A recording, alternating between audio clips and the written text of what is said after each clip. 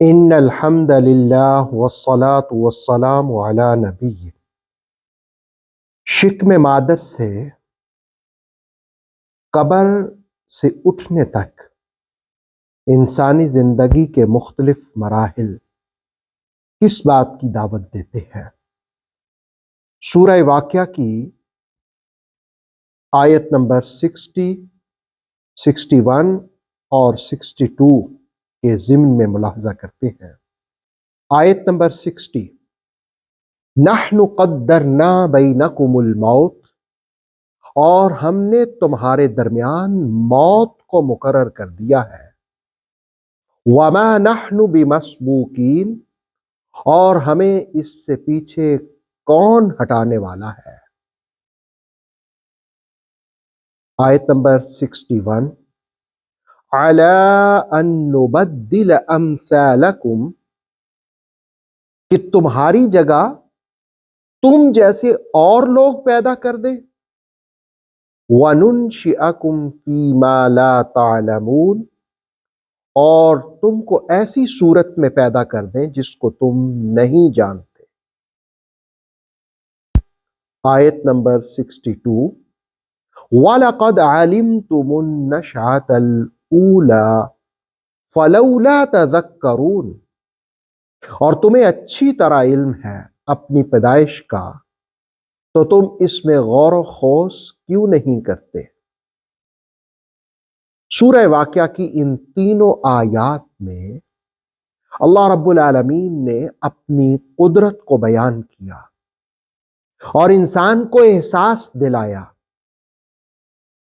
کہ تمہیں نیست سے ہست میں لانے والا کون ہے؟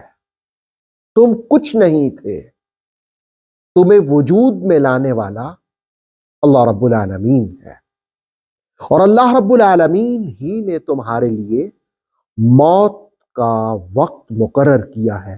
نحن قدرنا بینکم الموت، ہم نے ہی تمہارے درمیان موت کو مقرر کیا ہے، ہم نے ہی تمہارے لیے ولادت کا وقت بھی مقرر کیا ہے۔ دراصل انسان کو دعوت دی گئی، اس سے پہلے جو آیات ہیں اگر آپ ان کو بھی مد نظر رکھیں تو ان میں بیان کیا گیا کہ ایک انسان جس وقت نطفہ رحم مادر میں ڈالتا ہے تو وہ جو قطرہ ہے، منی کا قطرہ، اس میں لاکھوں خوردبینی جراثیم موجود ہوتے ہیں، لیکن ان میں سے صرف ایک جرثومہ ہے جو نسوانی بیضے سے جا کر ملتا ہے، جس کے نتیجے میں حمل کا استقرار ہوتا ہے، اور باقی جتنے بھی جرثومے ہیں وہ رحم مادر سے خارج ہو جاتے ہیں۔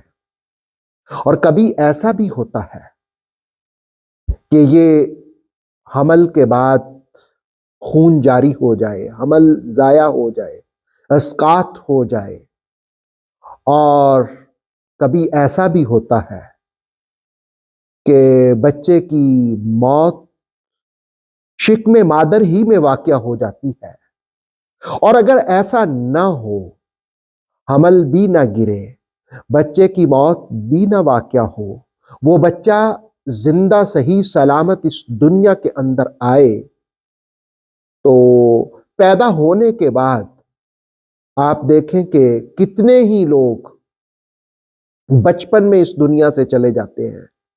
گویا انسانی زندگی میں ہر وقت موت کی تلوار اس کے سر پر لٹکی ہوئی ہے۔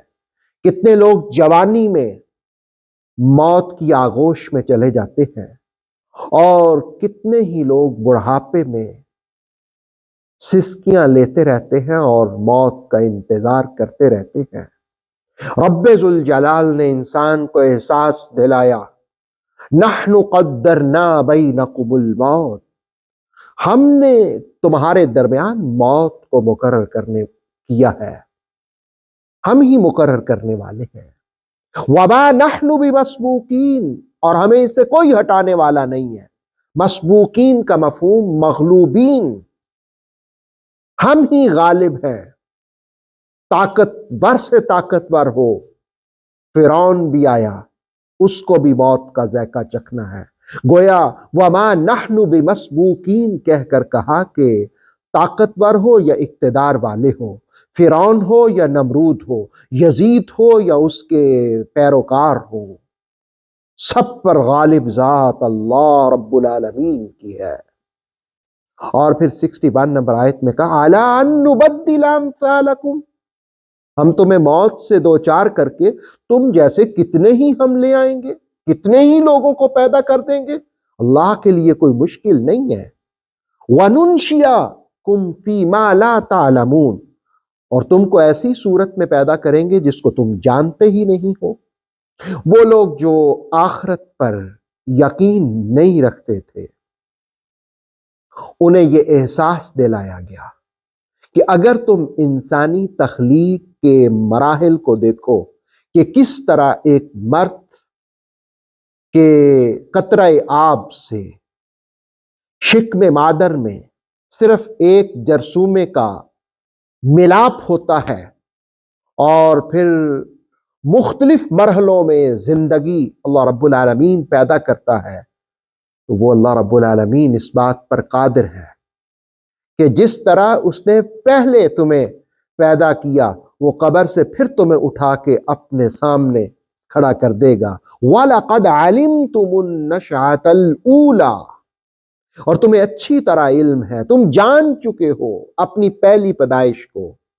फलौला तज़क्करून, इसमें गौर खोज क्यों नहीं करते, इससे नसीहत हासिल क्यों नहीं करते। सूरह वाक़िया की ये तीनों आयात इंसानी तख्लीक में गौर व फिक्र की दावत देते हैं कि जिस रब के कब्ज़े कुदरत में इंसानी जिंदगी है, उसकी इताहत करने में इस दुनिया में भी कामयाबी है और आखिरत में भी कामरानी है।